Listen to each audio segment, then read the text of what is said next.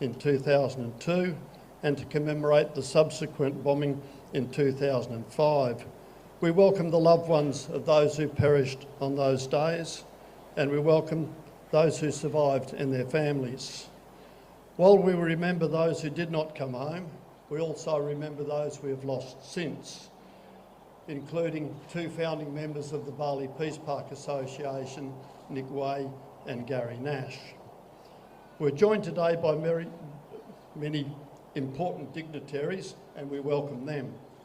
Our Governor, His Excellency, the Honourable Chris Dawson, APM, is here, as is our Premier, the Honourable Mark McGowan, MLA. The Honourable Matt Keogh, MP, is representing our Prime Minister. We have a number of federal and state ministers and members of Parliament present, including the Leader of the State Opposition, Mia Davies, MLA. The Right Honourable Basil Zemplis, the Lord Mayor of the City of Perth, is also here.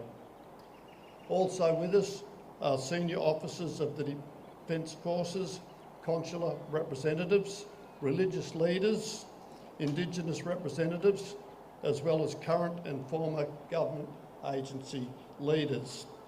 We also welcome members of the public who have come to pay their respects. You may be wondering why this year's commemoration is being conducted by the Bali Memorial Association instead of the Bali Peace Park Association that has traditionally done it. Well, it's actually the same association. The Bali Peace Park Association changed its name when we realised that there was no way forward to purchase the Sari Club site and to develop the Peace Park that we intended to build there, and along with the Centre for Peace in conjunction with the University in Kuta. When our association was formed in 2005, contact was made with representatives of the owners to negotiate a purchase of the site. We were surprised to find that the landowners' asking price for land that was worth at that stage about $1 million was $20 million. At that price there was no deal. Over the years little changed until 2019 when Senator Dean Smith arranged a meeting between our association and then Prime Minister Scott Morrison. Mr Morrison committed the federal government to fund the purchase of the land, subject to us getting a reasonable deal. We contacted the landowners' representatives and made a very generous offer for the two lots that comprise the vacant land. For those who are not familiar with the area, there is actually two lots on the vacant land that's there. The front lot was where the Sari Club stood, and the rear lot was a private residence. And there's no access to the rear lot except through the front lot. So if we were to purchase the front lot, the owners would excise part of that lot to have access to the rear lot. The two lots combined had a total of 1,500 square metres, while the available portion of the Sari Club site was only 560 square metres. We decided to purchase both lots as we considered the 560 square metres was too small to be self-sustaining, and the owners had indicated they would build a nightclub on the remaining area. And if we only purchased a portion of the front lot, we would end up next to a nightclub, which we did not see as a compatible usage. We were delighted when the landowners' representatives accepted our offer. However, the next day the landowners told the media the deal was contingent upon us paying an additional $9 million in compensation for their loss of usage of the land over the previous years. We weren't prepared to pay compensation, so the deal fell through. Late last year, the owners indicated they wished to reopen negotiations. As the borders were still closed at that time, we sent our representative in Bali to Java to meet with the owners. Although land values in Bali had declined during COVID, we still made the same offer. The owners rejected our offer out of hand. They made a counter offer of $15 million for both lots, or $4.5 million for a portion of Sari site. At that stage, we realised there was no way forward, so we changed our name to the Bali Memorial Association, and in future we will just continue to manage this commemoration in October every year.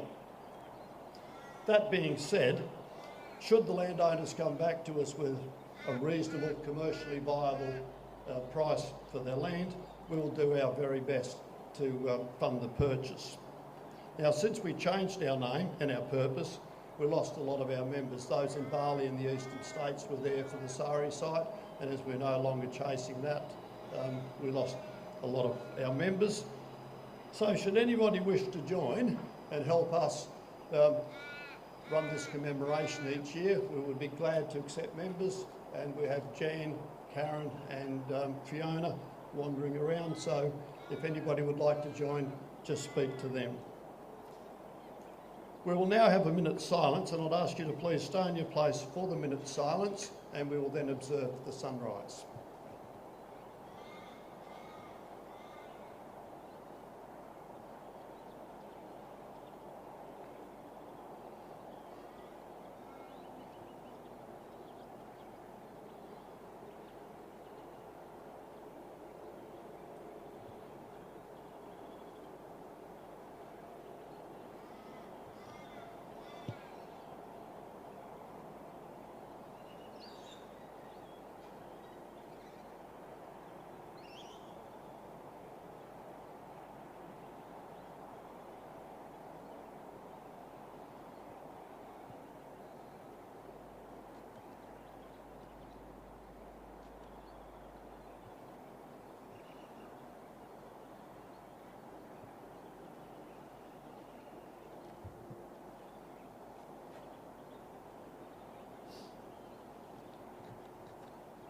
Either I talk quicker than I thought, or the sun's a little late this morning.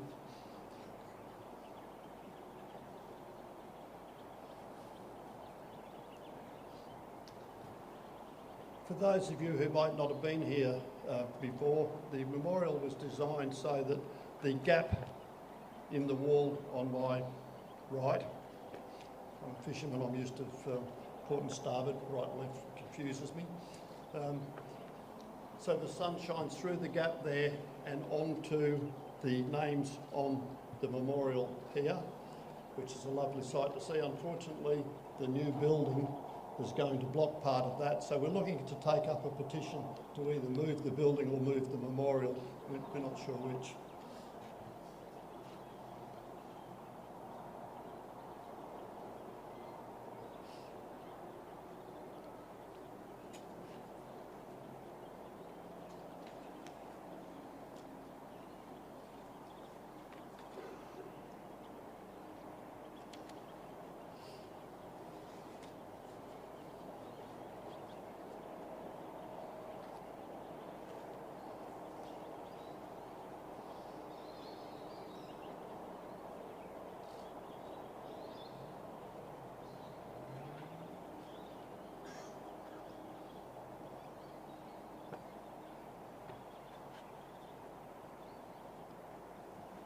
I actually think the sun has risen, but it's behind the building.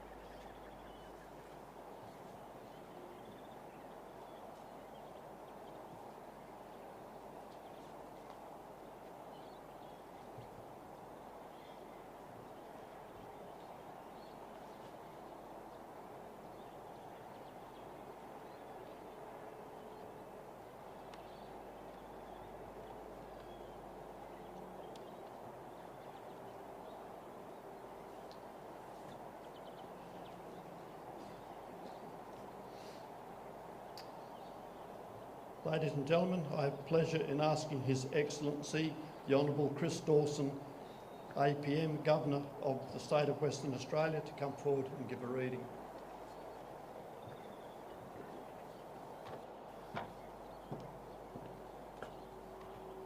A poem by Rupert Brooke.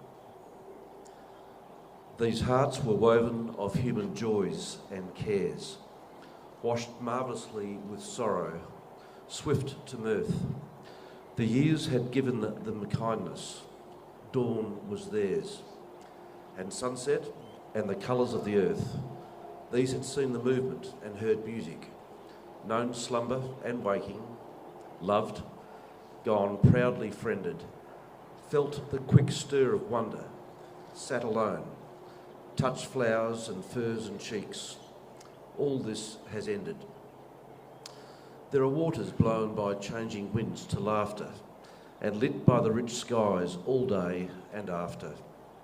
Frost with a gesture stays the waves that dance, and wandering loveliness.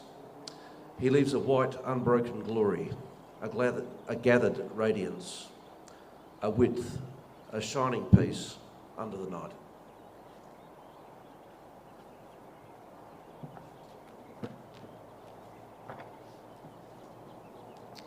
Thank you, Governor. Long before becoming Premier, Mark McGowan had an involvement in the creation of this memorial, so I'm pleased to be able to introduce the Honourable Mark McGowan, MLA, Premier of Western Australia.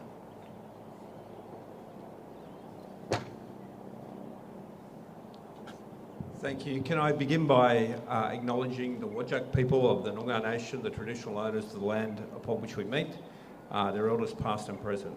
Can I also acknowledge the Governor, Chris Dawson, Minister Keogh representing the Prime Minister, the Opposition Leader, Mayor Davies, all of the MPs, distinguished guests who are here this morning, and most importantly, the survivors, the families, the loved ones of those in Bali in 2002, and also the Bali Memorial Association for their organisation of these annual events and the opportunity to speak on this, the 20th anniversary of the Bali Bombings.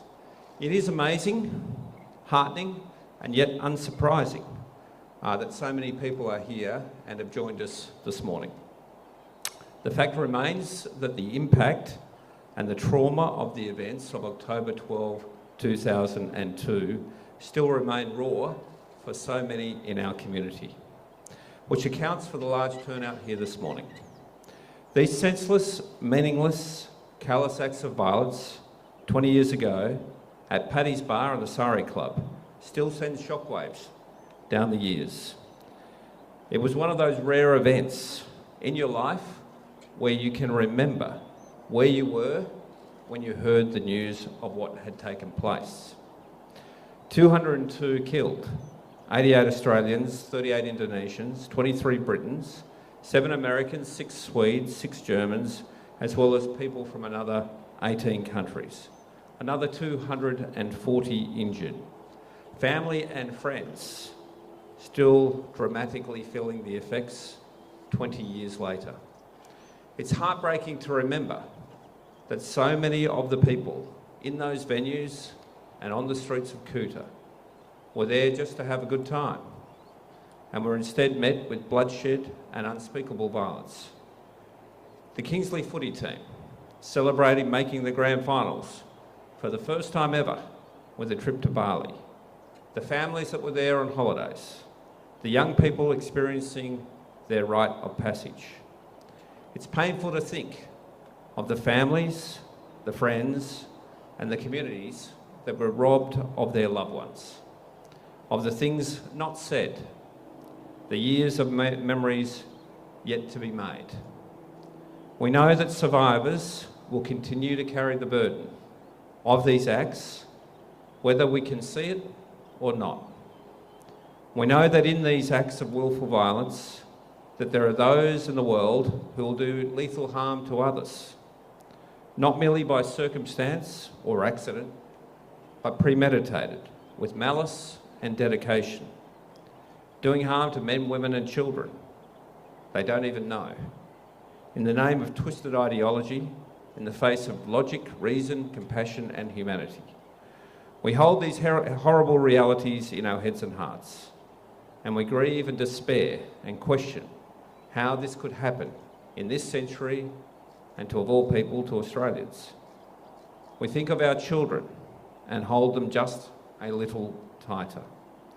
But we remember, in the horrible burning light of the blast, lit up in relief were some of the very best actions that humanity had to offer. Those who selflessly ran into danger to help others. Those who worked tirelessly around the clock to save the lives of others. Those who offered the cutting edge of human ingenuity and capability to assist. This morning we come together as Western Australians at this beautiful memorial, inscribed with the names of those who died in 2002 and in 2005, and inscribed with words we take to heart. In the shadow of our sorrow we find a light. With the dawn comes hope. With the setting sun, time to heal. Thank you.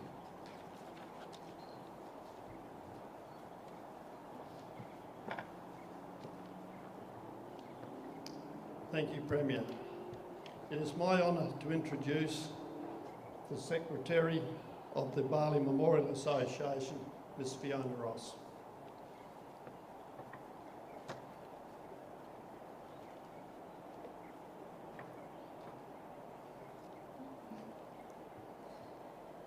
"20 years is pretty significant for me. It was October 12th, 2002, my brother was 20 years of age. It was a decade ago. I stood in Bali, 20 years of age. There's a part of me that was hoping that going there as an adult, there's some sort of sense, some sort of idea or epiphany, something would occur to me to make everything seem better somehow. Some sort of explanation, questions answered. You're a child, there's so many things.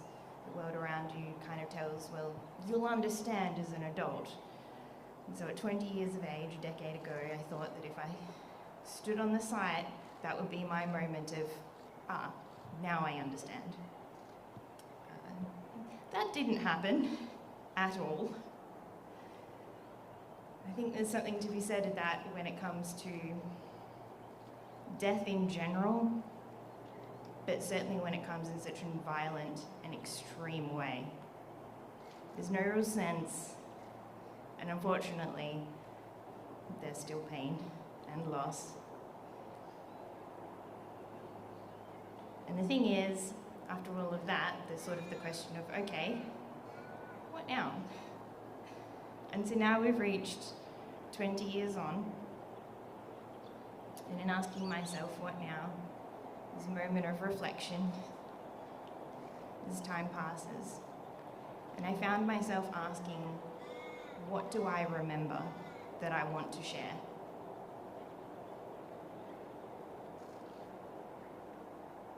What I ultimately remember is unfortunately awful and terrible. To borrow words from my favourite band, unfortunately, taken out of context. Despair knows many names. The thing that I wanted to share about what I remember also is the people. And there's a lot of them.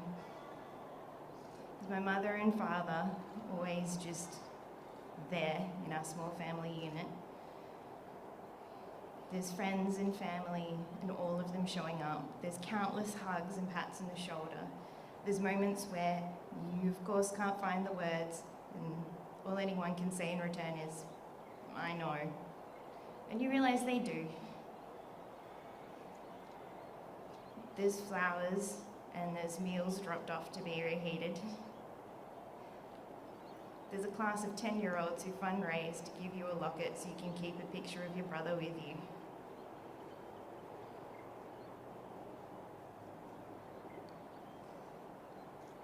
There's memorials like this here, and just down the road with club rooms that you remember from since you could remember. In between all of that, As frightful and as painful as a lot of loss and grief is, in between, there's us, there's this, there's people. It doesn't hurt any less. It sure is hell very comforting.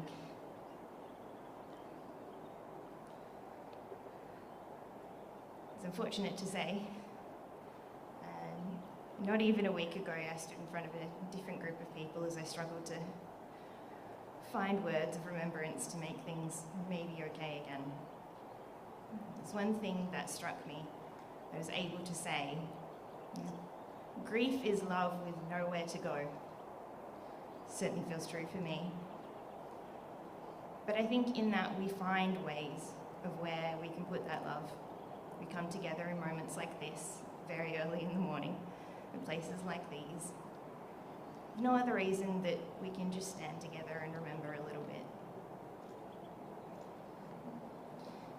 And I think ultimately that's the really important thing. That's the thing I remember, that even when it comes to the unfortunate nature of the world, there are more horrendous acts of violence and terror. At the end of it, we all still show up for each other. We try to find a place for that love to go. There's a lot to say in terms of all of it ultimately amounts to. There's names in a plaque, they existed, and we all loved and we all cared. And that's important, and something that certainly sticks with you, that you can remember. There's a saying from A.A. Milne, how lucky I am to have something that makes saying goodbye so hard. And how's that, even after 20 years? And in going forward in the future, there'll still be a time when I'll show up 20 years from now and I'll have inherited my mom's arthritis. And I'll be trying to keep my hands warm on a cold day again. And maybe I'll stand and have more words to say. And there'll be new, fresh faces, as there are always over the years, who won't have known these people. That's a shame, they missed out. But we'll be able to tell them a little bit. And that's important, and that means something. So in terms of what I remember and what I want to share, is that even in the face of things that are awful, ultimately there is love there. And it's a little bit cheesy and a little bit cliche, but maybe the whole reason that we say these things over and over is because there is ultimately a note of truth. Thank you.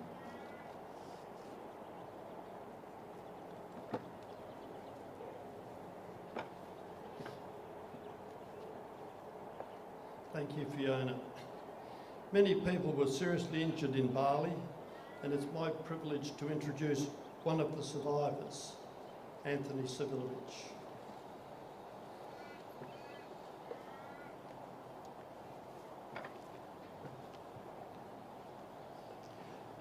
Good morning, distinguished guests, ladies and gentlemen. It's hard to believe it's been 20 years since those infamous attacks on the Kuta nightclub strip, which claimed the lives of 202 people. The victims came from 22 countries, including 88 Australians. Many lives were changed after that night, especially for the 240 people who were injured in the attack. On the night, I was in the Sari Club, enjoying a few beers like so many others. The Bali night turned into sheer terror when 2 bombs were detonated just moments apart. After being knocked unconscious by the car bomb, I woke up, buried under the ruins of the Sari Club, alive but badly injured. I managed to get up and make it out just in the nick of time. After being treated in Bali, I was evacuated by the Royal Australian Air Force to the Royal Darwin Hospital in the Northern Territory, where my condition wasn't good. In fact, doctors told a family friend they weren't expecting me to live. After being stabilised, I was transferred to Royal Perth Hospital, where I spent 52 days in the intensive care unit, battling severe infection as a result of burns to 60% of my body. My life was saved by some incredible medical intervention led by Professor Fiona Wood. In the Bali Bombers, we saw the very worst that humanity has to offer. But in the first responders, RAAF personnel and the medical professionals, we also saw the very best of humanity. And I can't thank them enough for the work they do. Although the fate of the Surrey Club site is still unknown, the fact that the former Bali Peace Park Association was able to prevent any commercial development on that site for 20 years shows that peace is always worth fighting for. Two people who fought for peace were our former chairman, Mr Nick Way, and vice chairman, Mr Gary Nash.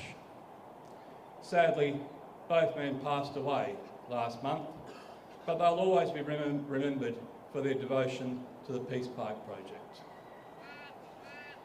The terrorists may have won the battle on that night, but they certainly haven't won the war. The knowledge that more people visit Bali now than prior to the bombings shows that they failed to scare us away. We can rest assured the Australian spirit has not been broken. Our spirit remains strong, open, free and tolerant. In the memory of those lost, we must never give in to the threat of terror and continue to work with our friends and allies in the region to prevent an attack like the Bali bombings from ever happening again. Thank you and God bless.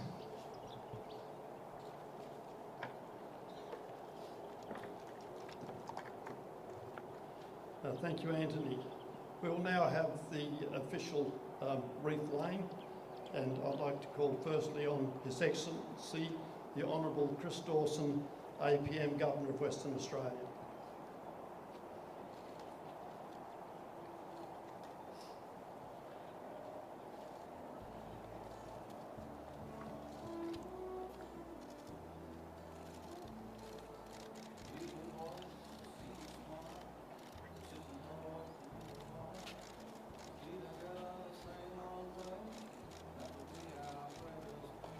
The Honourable Mark McGowan, MLA, Premier of Western Australia.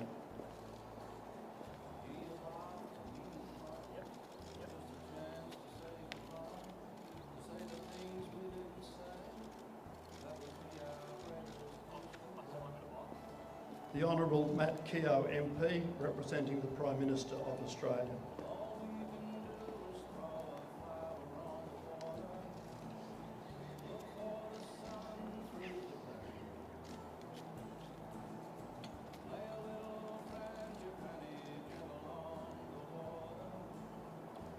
The Honourable Patrick Gorman, MP, Assistant Minister to the Prime Minister.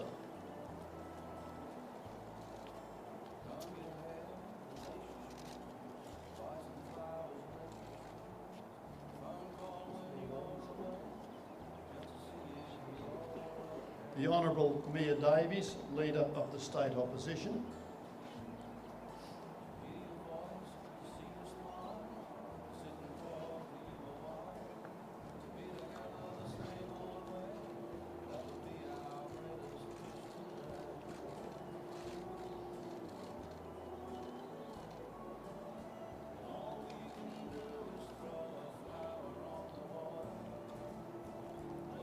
Senator Dean Smith.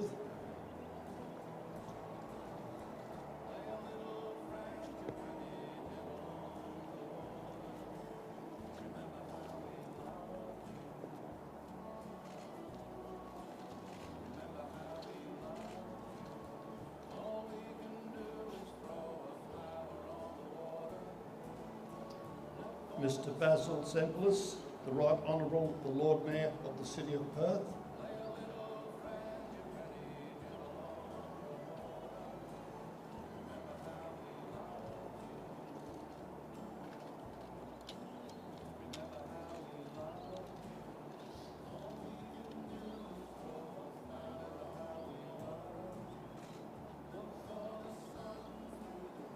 Brigadier Brett Challoner, CSC, representing the Australian Defence Forces.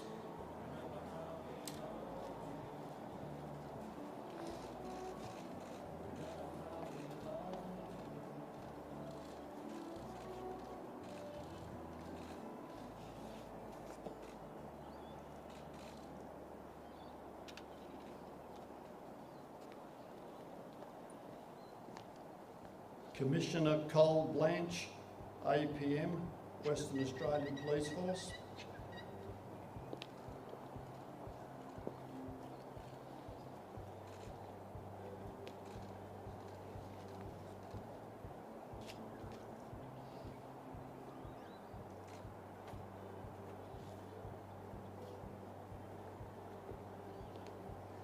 Assistant Commissioner John Tanti, Australian Federal Police.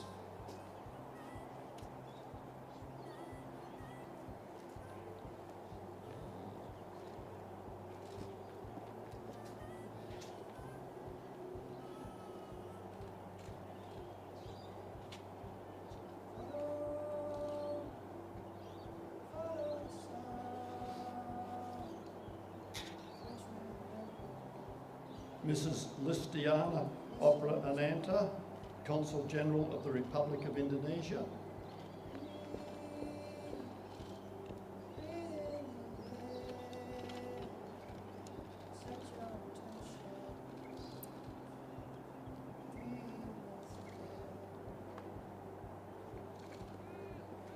Ms. Summer Brazia Bryars, representing the Consul General of the United States of America.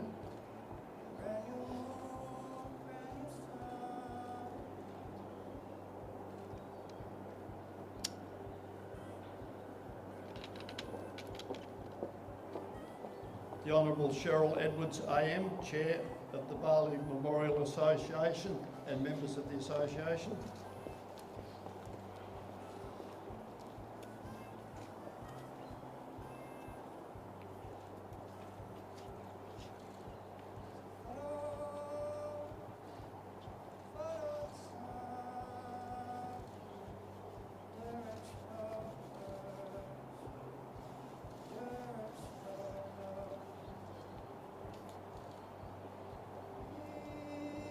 If there's anyone present who lost a loved one at Bali who would like to come forward and lay a wreath, feel free to do so.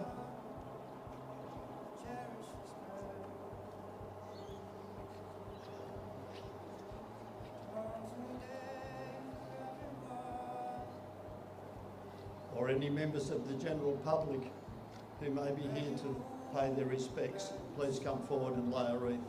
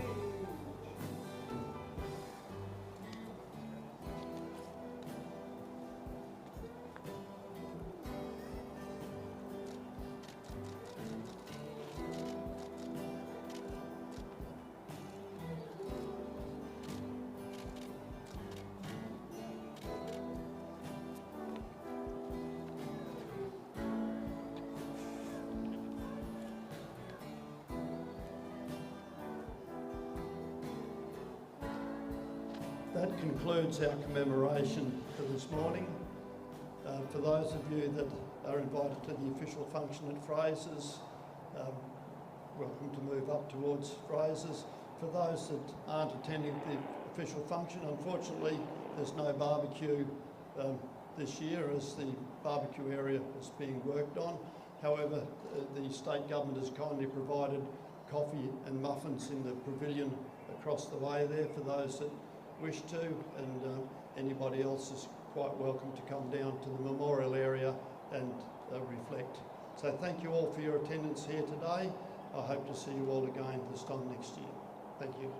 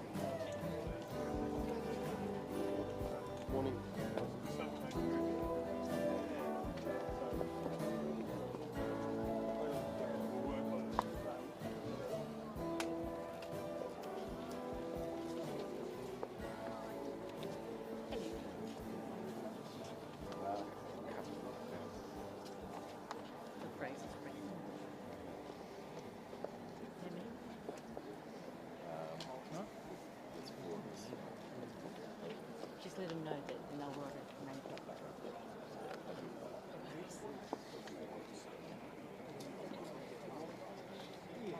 Right.